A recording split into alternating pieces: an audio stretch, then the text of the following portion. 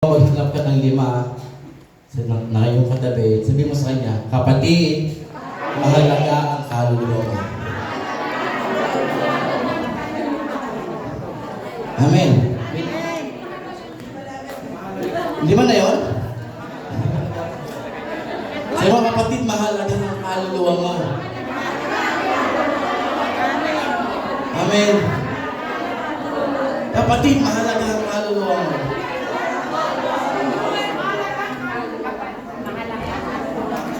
Hindi mo palakpakan po natin ng Diyos. Amen. Sino po yung iniwala na mahalaga ang kaluluwa po natin sa tingin ng Panginoon? Sino po yung iniwala na may value ang soul mo sa tingin ng Panginoon? Amen. Amen. At naniniwala po ko ngayong hapon na ito may gagawin po ang ating Panginoon. Amen. Sino po excited? Sino po excited? Sumigaw nga po na praise the Lord!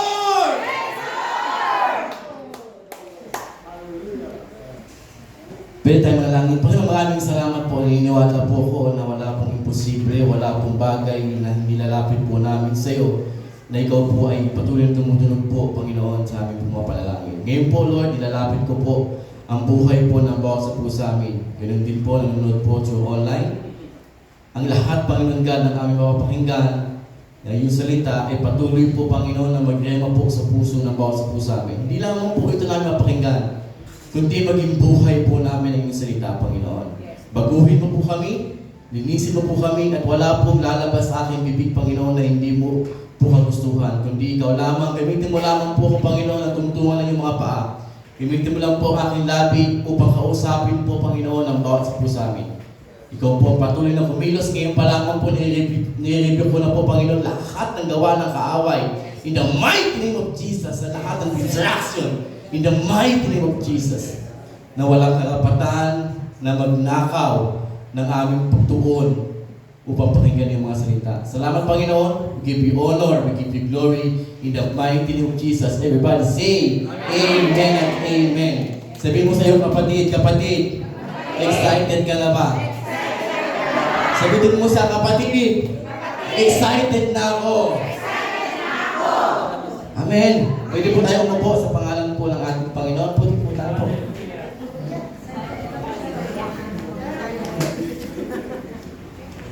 Praise God. Hindi ko po alam kung ito po yung magiging pinakamahabang preaching ko o pinakamaisang preaching ko.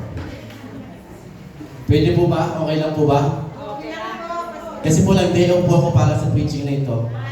Kaya po hanggang alas 5 po tayo dito. Amen? Amen po ba tayo doon?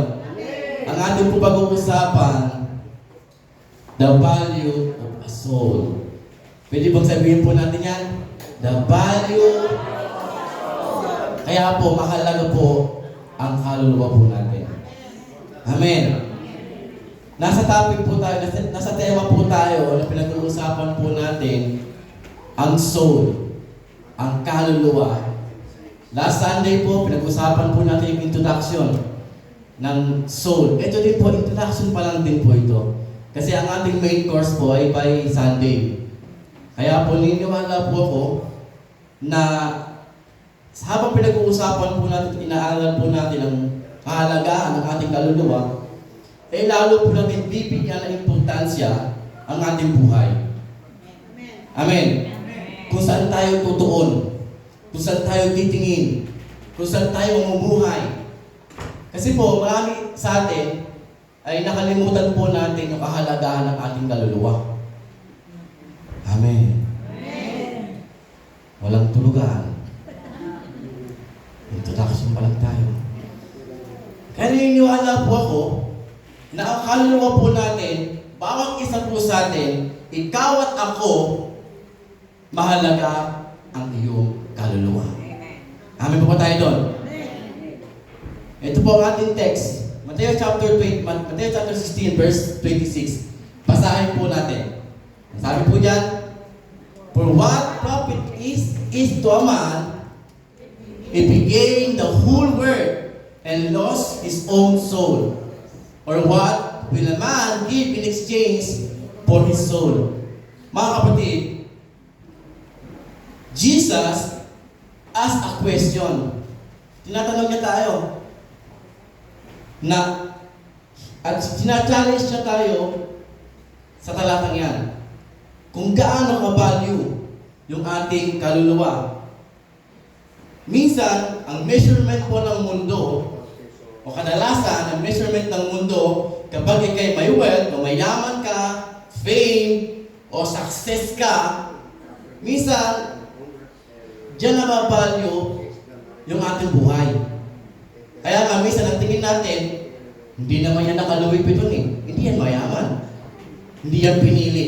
Ang tingin natin, minsan, ang tingin ng mundo ay base sa nakikita lang ng mata. Amin mo ba tayo doon? Kaya nga, kahit makamit natin, ma-achieve na po natin lahat ng ating mga pangarap, kahit yung ating buhay naging mag-impluensya o yung ating mga dreams ay napot natin, yet, your soul is parang na-unvalue, value wala po ang lahat ng bagay na meron tayo. Amen po ba tayo doon? Marami sa mundo naging successful. Marami sa mundo nagkaroon ng yaman, impluensya, posisyon, power. But this verse is challenge na kahit makamit natin ang lahat ng bagay sa mundo, kung ang iyong kaluluwa ay forfeited, magiging baliwala po ang ating buhay. Amen. Kaya po, this question forces us to evaluate our priorities. Amen. Ano po ba yung mas mahalaga sa atin bilang mananampalataya? Kasi we believe that we are Christian. We believe that we are followers of Christ. We believe and kaya tayo lagi nagsisimba na pang, Lord, I follow you. But the question is, kamusta ang ating kaluluwa? Na kapag tayo ba tinanong ngayong hapon na to, for example, na kapag namatay ka, alam mo ba ang destiny ng iyong kaluluwa? Yes. Mukhang gusto niya na po akong papabain sa pulpit. Nag-uumpisa pa lang po tayo ng introduction. Amen. At ito po ang totoong realidad ng buhay. Hindi po natin alam kung anong pwedeng mangyari mamaya pagkatapos ng preaching. Bukas, next day.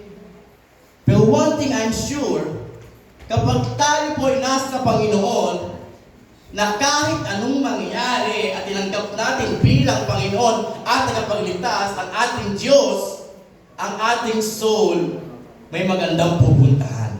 Amen. Amen. Amen. At naniniwala po ko, lahat po tayo dito sa mundo ay pansamantala lang po. Amen. Amen. Kaya po, napakahalaga na pag-usapan natin yung eternity. Naniniwala po tayo bilang mananampalataya na pagkatapos ng ating buhay ngayon, ay may pangalawang buhay pa. At yun, eternal. Yun, walang hanggan.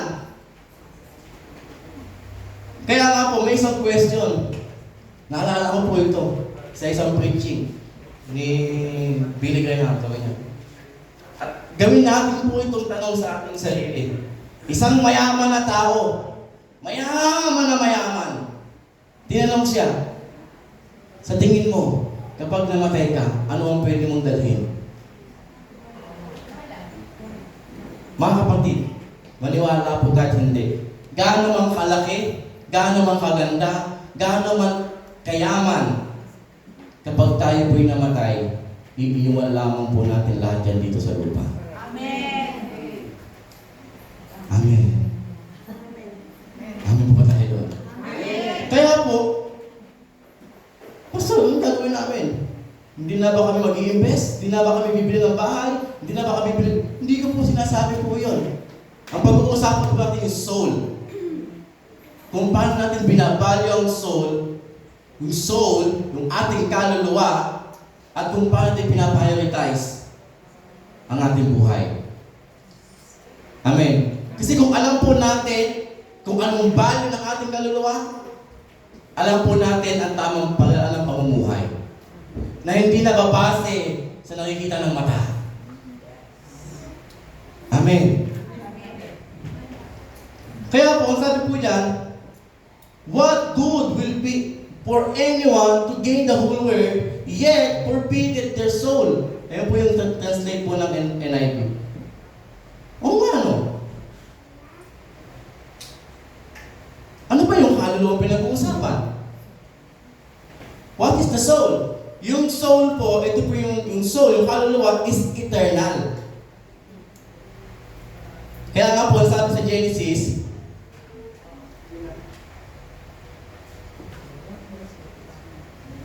chapter 2, verse 7, sabi diyan, then the Lord God formed a man. Ito naniniwala po ako, na yung ating kaluluwa, yung soul, include mind, will, and emotion. Yung soul, hindi yan yung physical body natin. Yung body natin, connect to the Word, dun sa lupa. Yung ating spirit, connect to God, and yung soul natin, connect to eternity. Bakit ba mahalaga ang ating kaluluwa? Why? Number one,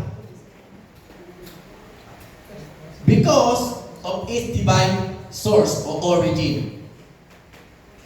Kaya mahalaga po ang ating kaluluwa, dapat maintindihan po natin ano ba yung divine origin nito. Saan pa tayo nanggaling? Diyan po papasok yung pinag-uusapan po natin. Yan. Then the Lord God formed a man from the dust of the ground and breathed into his nostril the breath of life, and the man became a living being. Yung ating pong kaluluwa, o tayo, bilang mga tao, tayo po ay galing, ginawa, kiniliate, handcraft by God. Nalala po natin, balikan po natin Genesis in creation. In creation, sabi ng Panginoon, kapag magkaroon ng liwanag, God said, nagkaroon ng liwanag. And God said, inagyan tubig sa kalupa. And God said, nagkaroon ng animals. And God said, lahat po yan, God said. Naniniwala po tayo doon. But ito po yung isang kahalagahan. Tayo po, we are created by hand. O gusto ko pong paintindi po ito sa ating version ngayong taon na to. Ang Louis Vuitton gawang France. Di ba? Amen. Ang Lamborghini, ang Ferrari, yan yung mga made in Germany, made in France, made in US, amin po tayo, made in Italy. Alam niyo mga kapatid, yung value na ang mahal. Hindi natin ma-afford. Totoo, hindi. Sino may Ferrari dito? Wala, amo lang natin. Ibig sabihin yung value mataas.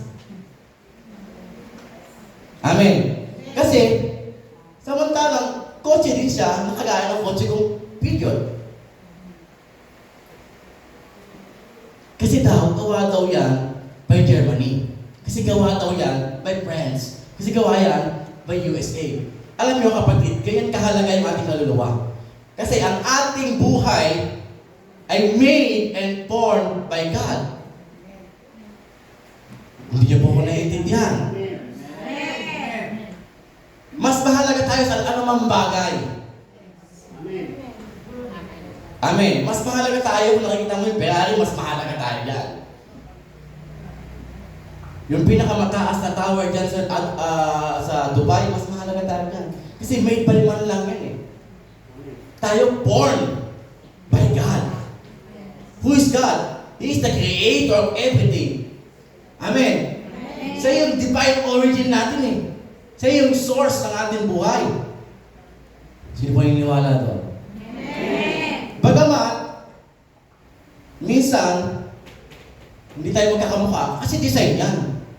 Yung isa, matangos ang kilo, yung isa, pasok pa mo. Design yan! Yung iba, kaya, yung okay lang, design yan. Amen. Design mo yan. At you are created by God. Kaya wag mong tignan yung katabi mo. Kasi design ng Diyos yan. Kaya nga walang pangit na ginawa ang Diyos. Amen. Baka ibang gumawa pag pangit. Amen. Amen po ba tayo nun? You are created by God's hand. Handcraft ka ng Diyos eh. Amen. Kaya yung ating pagbabalyo sa ating sarili, hindi tayo nagsa-self-pity. Amen. Amen. Kasi kahit wala kang mamamahaling mga gamit, kahit wala kang made in France, made in USA, made in Italy, you are made by God. Amen. Amen. Doon pa lang panalo na eh. Amen. Ang mahalaga, you are made by God. Ginawa ka ng Diyos. Nilikha ka ng Diyos. Hiningahan ka ng Diyos. Hindi tayo base, hindi tayo kaalis sa evolusyon. Kasi kung galing tayo sa evolusyon, hindi ako papayag. May mga mukhang galing sa evolusyon. Hindi tayo kaalis sa evolusyon. Amen. Naniniwala po ako sa salita ng Diyos na we are made by His hand. Handcraft tayo ng Diyos. Product tayo ng Diyos. Amen. Kaya nga, kapag kayo lumalabas, nakikita na ikaw product ka ng Diyos. Likha ka ng Diyos. Kaya pag, sabi nga ni Pastor, pagpasok pa lang dito, nakikita na ikaw ay made by God, dapat nakangiti ka na. Kasi kung nakasimangot ka, baka ibang gumawa sa'yo. Amen. Pwede bang itiyan mo yung katabi, kapatid? Gawa ako ng Diyos. Amen. Kaya mahalaga ang kaluluwa mo because of divine source. Divine origin. Likha tayo ng Diyos. Number 2, sabi niya, why is the soul so valuable? Number 1, because of its divine source. Number 2, because of the price paid for it. Amin po ba tayo doon? Hindi lang tayo ginawa at nilikha ng Diyos, kundi binayaran ka ng Diyos. Pwede bang sabihin sa inyo mga katabi mo yan, kapatid? Bayad ka. Kapatid, bayad ka. Kaya nga yung worth mo is revealed but what someone was willing to pay for you. And Christ paid His own blood. Kaya sabi sa 2 Corinthians, sabi po niya, for God bought you with a high price. Mahal. Mahal ang pagkabili sa iyo. Amin po tayo na? Bayad ka. Bayad ka. Sabi mo sa iyo katabi ko, bayad ka eh. Kaya mahalaga ang soul mo kasi bayad ka. At yung pambayad sa iyo, yung binayad sa iyo ay dugo. Gawin po natin sa mas maliwanag na version. Sino po nakakita na ng phone shop? Yung sanglaan. Lahat tayo nakakita ng sanglaan. Amin po tayo doon. Minsan pinupuntahan. Yung sanglaan, yung mga alahas natin, minsan kapag ipit, dinadala natin doon. Ngayon, kapag dinala mo sa sanglaan yan, sino may ari na? Ikaw ba o siya? Sila na. Sila na, silang lamo eh. Amin po ba tayo doon? Magiging sa'yo lang, tama po yun, magiging sa'yo lang kapag tinubos mo. Amen. Ito po yung version ko. Yung soul po natin, kapatid, nakasanglayan. Pero ang Jesus, ang Diyos, si Jesus, bumaba, pumunta sa sanglaan.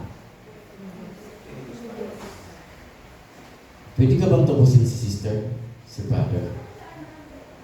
Sabi ng counter, hindi mo pwedeng bayaran ng bill-up, hindi mo pwedeng bayaran ng ginto o ng salapi. Huwag kang mag-alala. Bayad yan.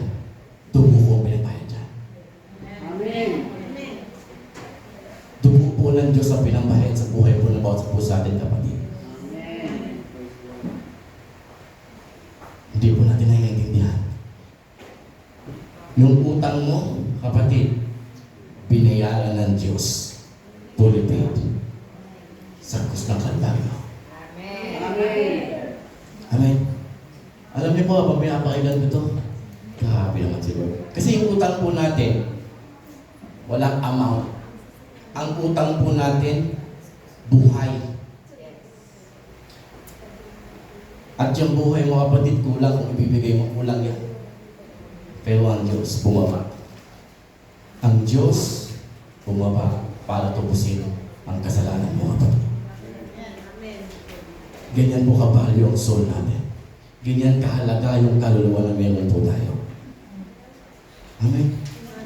Amen? Si Jesus na walang kasalanan, si Jesus na Diyos, nagkatawang tao, para po tubusin ang buhay po nating lahat, kapatid. Ganyan kamahal ng Diyos. Ganyan kamahal ng Diyos ang soul mo.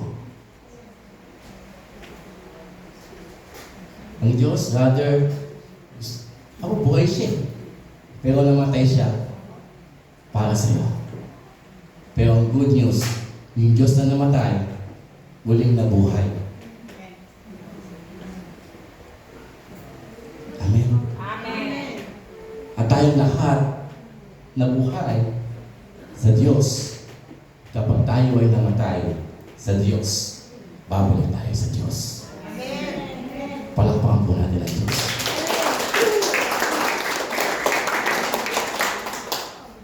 Alam mo kapatid, yung mundo, binavalue yan, depende yan sa success, sa word, sa appearance na mayroon tayo. Pero ang Diyos, hindi niya tinignan kung sino ka. Hindi niya hinusgahan kung ano ka kahapon. Lahat tayo nagkasala. Sabi sa Romans, lahat nagkasala. Wala naman sino mang hindi nagkasala. Sa Romans din, ang kabayaran ng kasalanan ay kamatayan. Pero napakita si Jesus upang bigyan ka ng buhay na walang hanggan. Ngayon kapatid, mahalaga ang buhay. Mahalaga ang souls. Naniniwala po ko na hindi aksidente kung ba't nandito ka ngayon. Hindi aksidente kung bakit napapakinggan mo to. Hindi aksidente kung ba't nandyan ka nakaupo at napapakinggan mo to. Gustong ipalala sa iyo ng Diyos kung nakalimutan mo na. Mahalaga ang kaluluwa mo sa tingin ng Diyos. Kahit in-unvalue ka ng mundo, pero kung may Diyos ka na nagbabalyo sa buhay mo, doon pa lang panalo ka na, kapatid. Amen? Because Jesus died for you, and for me. He paid with a high price. Binayaran ka with a high price. Tubo ng Diyos na pinagbayad sa iyo. Palakpakan po natin ang ating Panginoon.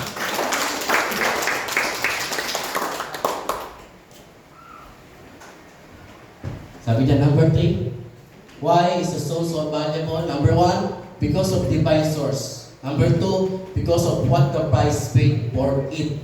Number 3, because of its eternal nature. Amen? Every soul will exist forever.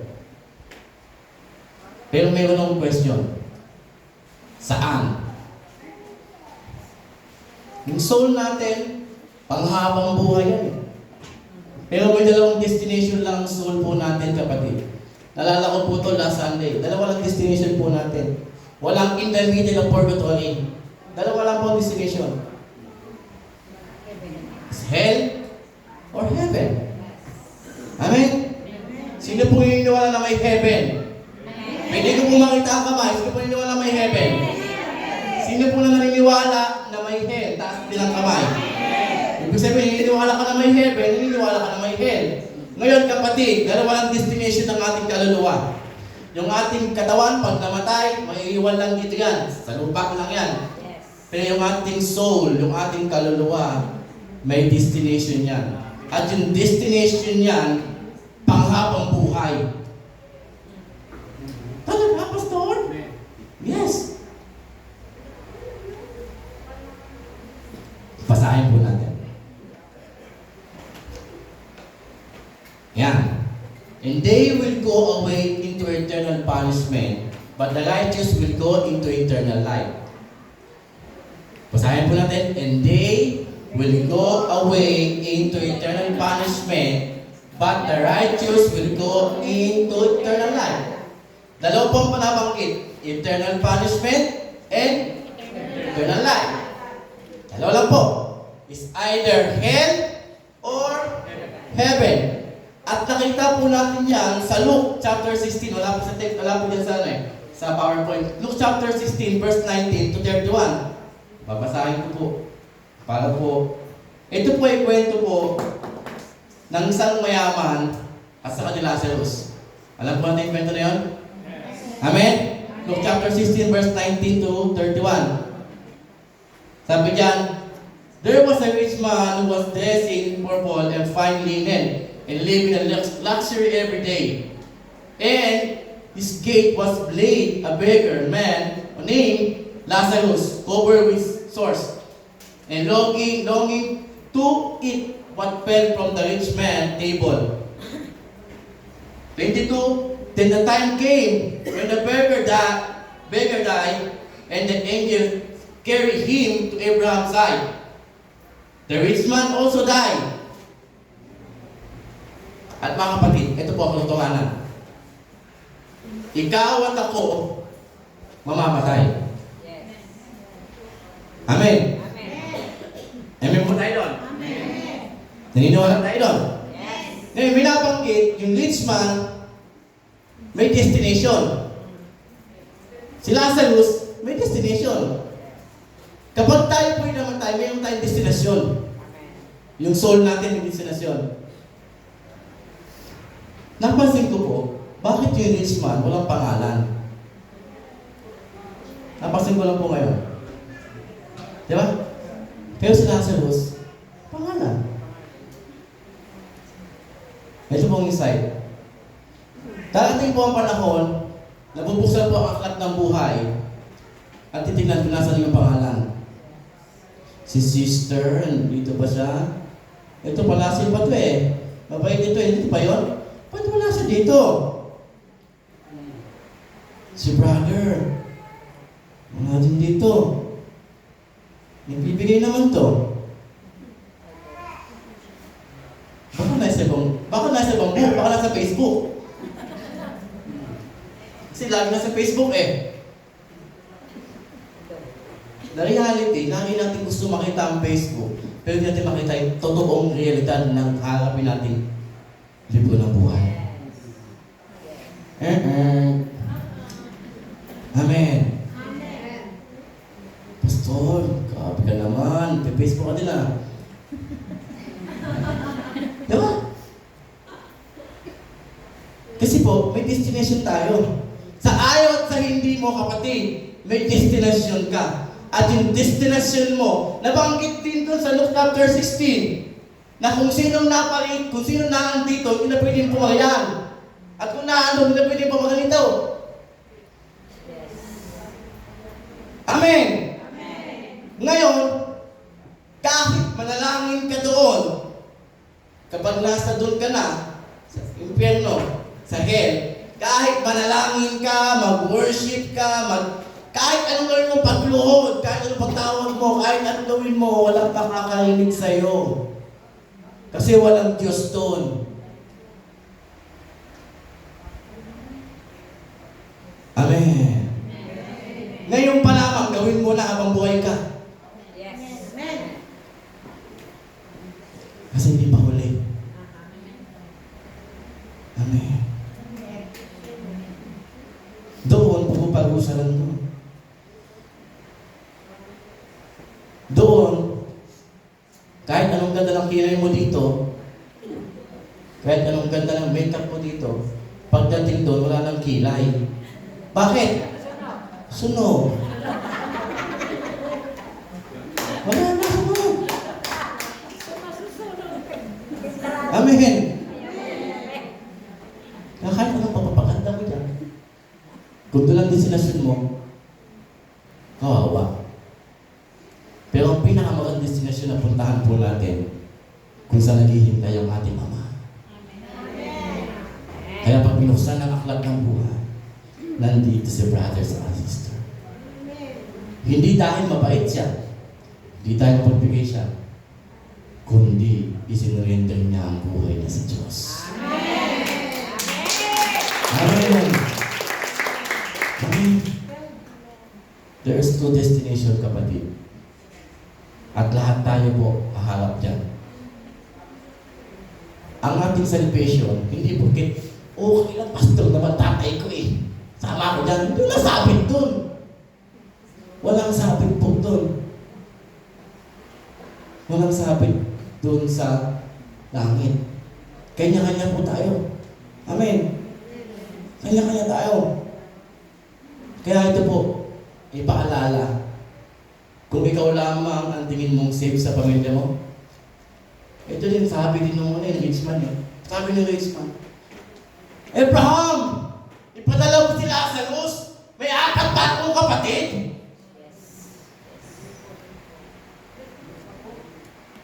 May mga kapatid pa akong hindi naliligtas eh. Amen. Amen! Amen. Okay pa ba? Amen. Sabi ng rich man, hanggat may pag-asa pa sila mag-surrender. Surrender lang. Kasi yung rich man, wala nang pag-asa. Wala na. Kapag ikaw po'y namatay, finish na. Done. Amen. Amen. Pero mabuti po ang Diyos. Yes. Alala niyo yung number 2? Bayad ang kaluluwa mo ng kanyang dugo. At yung ating destination ay sa Diyos. Mukhang dalawa lang pong sigurado ha. Amen. Sa langit pa ba tayo? Amen. Pahina ng pahina. Sa langit tayo, amen! Palakpakan po natin ng Diyos. Kasi mga kapatid, lahat po na nandito sa mundo may expiration. May kadukaw. Amen? Kaya nga, what can only give in exchange for your soul? Alam mo kapatid, ito po yung nakakalungkot. Ito yung tragic exchange na nangyari. Sino pong bumili na ng mineral water? Mineral water po yung bottle.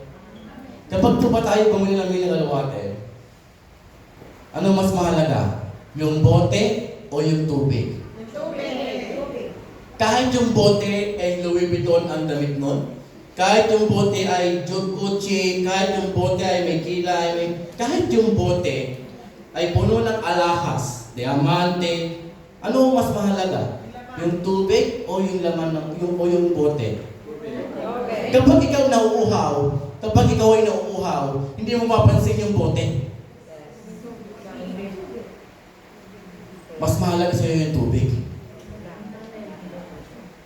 Amen. Kaya nga yung ating soul, as a trader, nag-trading po ako before, parang talo kapag ang soul mo ay pinasi mo lamang sa material things. Talo ka sa trade. Talo sa palitan. Kasi, yung ating soul may destination. Kung eternity, o yung eternal life, or eternal death. Kaya nga, may divine exchange na tinatawag.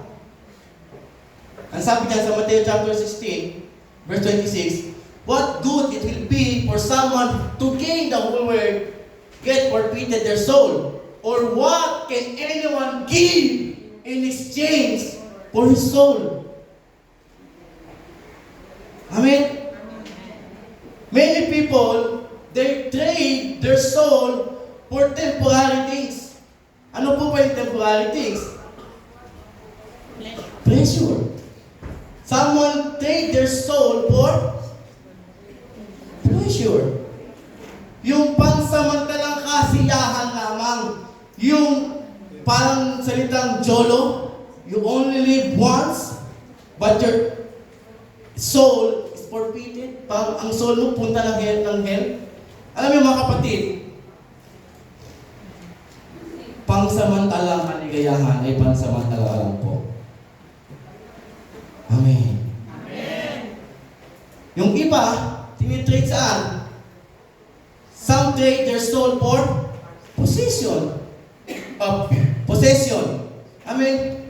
Yung possession, mga for example, yung ating maari-arian, yung ating bahay, yung ating kotse, minsan, dyan nila tinitrade. Kaya nakakalimutan nila yung soul nila na mas mahalaga kaysa sa maraming bagay na kailangan meron na ulit ito.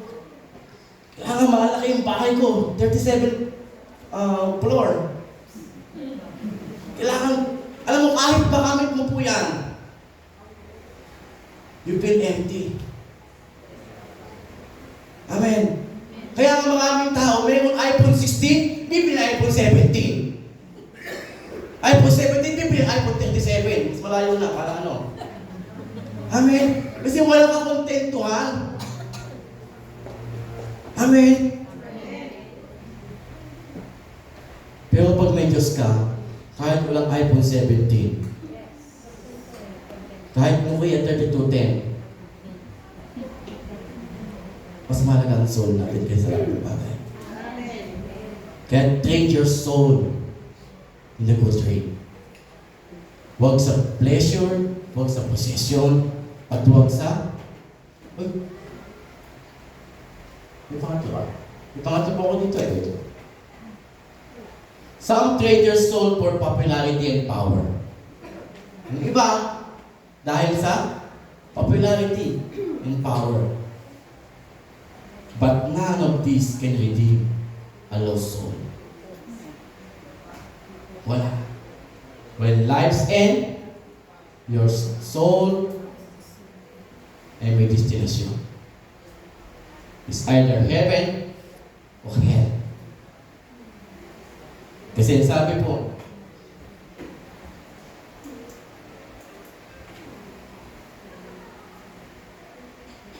sa Hebrews chapter 9, verse 27, sabi po dyan, basahin po natin. And just as this person died once, Amen? Hindi kasama ang buhay. Isa lang. After that, they come judgment. Harap po tayo sa judgment. At ito po ang good news. Kapag po tayo tumanggap at tinanggap natin ang Panginoon bilang Panginoon tagapagligtas sa ating buhay, may eternal reward.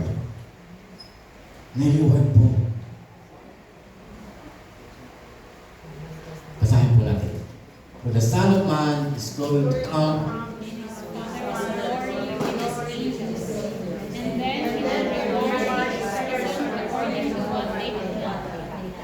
Amen. And then He will reward each person according to what they have done.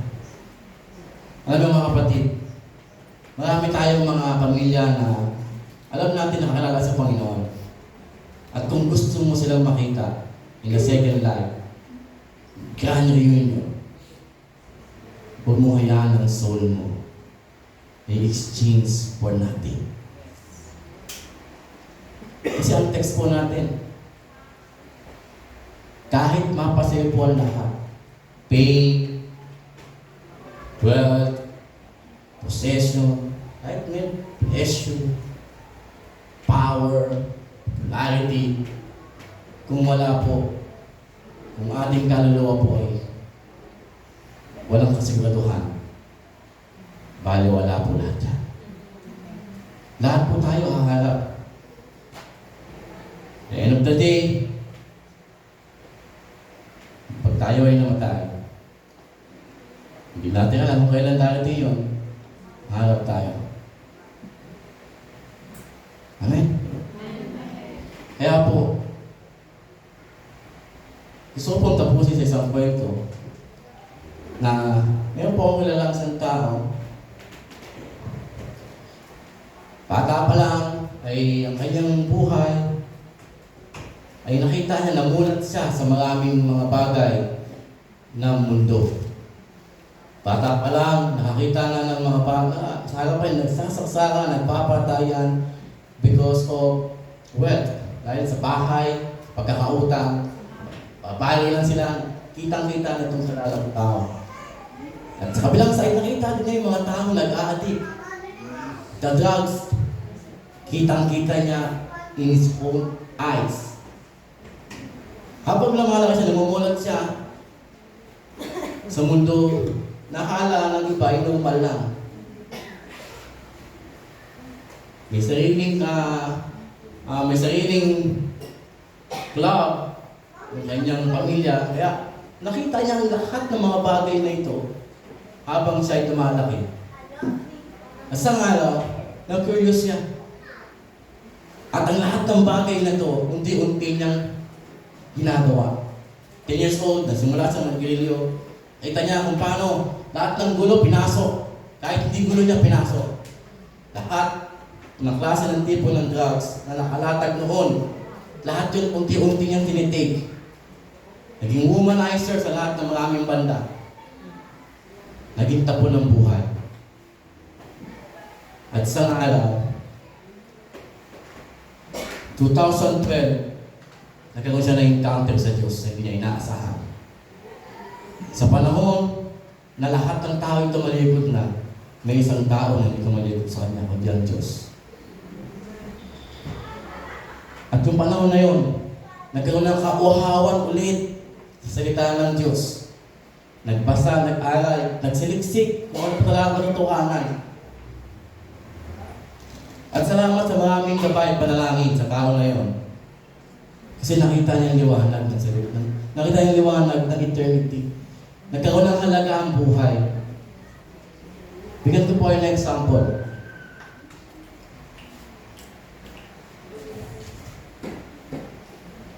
Ito pong 50. Ito pong 50 na to. Nakita niyo ba? 50 euro po yan. Totoo po yan, hindi po yung fake man. Totoo. Ito 50. Kahit kusitin ko po ito. Kahit po apakan ko ito. Kahit sipalin ko yan. Kahit po itapon ko ito kahit saan. Ang halaga po nito ay 50 pa rin.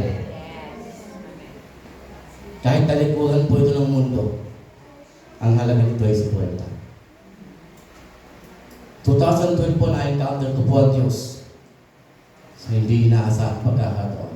Pero naniniwala po ako na walang aksidente ang Diyos. Walang aksidente sa Diyos. Lahat inilaan niya, paitahan.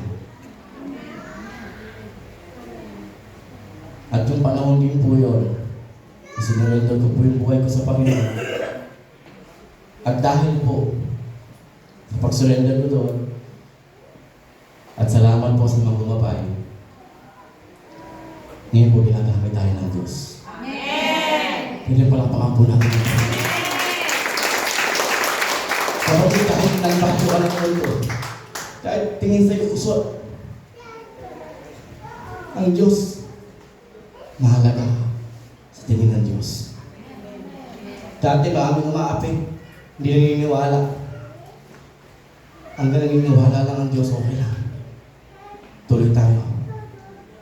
Amen? Palapakan po natin ang Panginoon. Mahalaga po ang Panginoon mo, kapatid. Hindi aksidente ko ba't na? Hindi aksidente ko ba't napakinggan mo to? Mahal ka ng Diyos. At di rin aksidente, kung ikaw'y Kristiyano na, humungayaan yung pamilya mo, hindi makilala ang Diyos. Kapatid, gagamitin ka ng Diyos. Pwede mong sabihin mo sa katabi, kapatid, gagamitin ka ng Diyos. Pwede tayong tumayo, pwede mo tayong tumayo.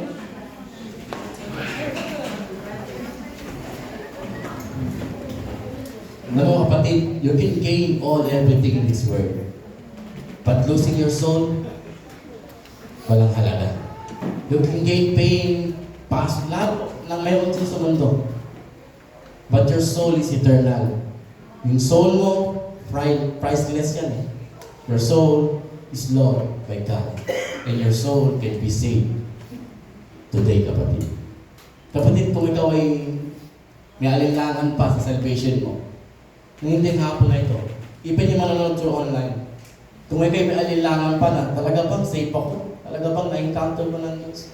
Pwede ka bang pumikit? Pwede tayong pumikit. Pwede bang, kung hindi mo talaga na-surrender yung buhay mo, huwag ka mahiya. Huwag ka mahiya. Kasi ang kaligtasan ng salvation dito ay kinahihiya. Ang sabi ng Diyos, kapag kinihiya mo siya, inakahiya ka din niya. Kaya kung kapatid, deep in your heart, kausapin mo ang Diyos. Alam niyo, na-encounter ko ang Diyos o kinanap ko ang Diyos. Nung pinuksan ko yung puso ko, na-encounter ko ang Diyos. Pwede bang i-close po natin lahat ng ating mga mata? Pwede bang i-close natin? Pwede bang kausapin natin pasandalian ng ating Diyos? Lord, kung ano man ang aking po, kausapin mo siya in your heart na ikaw man ay may pagdududa sa iyong kaligtasan.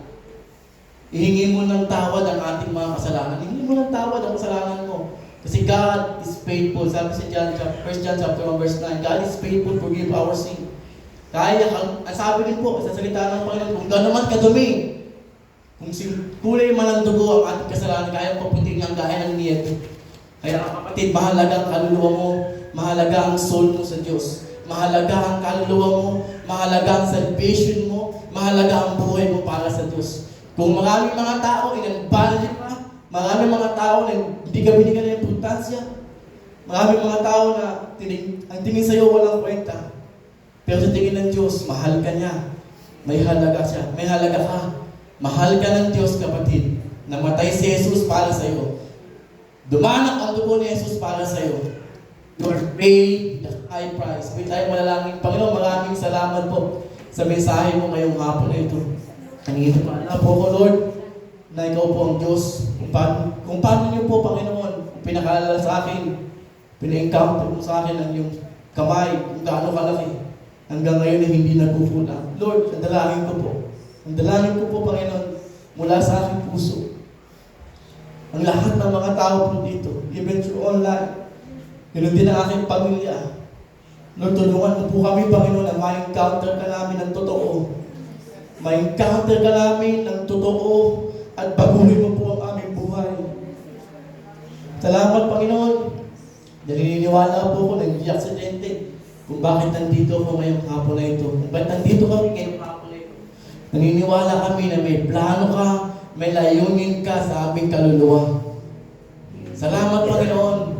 Salamat sa walang hanggang pagmamahal mo po sa amin.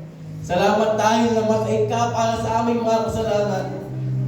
Salamat, Panginoon. Kulang ang aming buhay, kulang ang aming pagsalita upang ibalik sa iyo lahat ng pagsamba at pagpuli. Ikaw lamang, Panginoon, na maghari sa buhay po namin. Patuloy mo, Panginoon God, gabayan ang aming mga puso. At sa mga kapatid po namin, ngayong hapon na ito na na-encounter ang Diyos, na tumangkap sa Panginoon. Kapatid, hindi tayo talo kapag tayo nasa Panginoon. Hindi mawawalang silbi ang ating buhay kung binigyan natin sa Panginoon.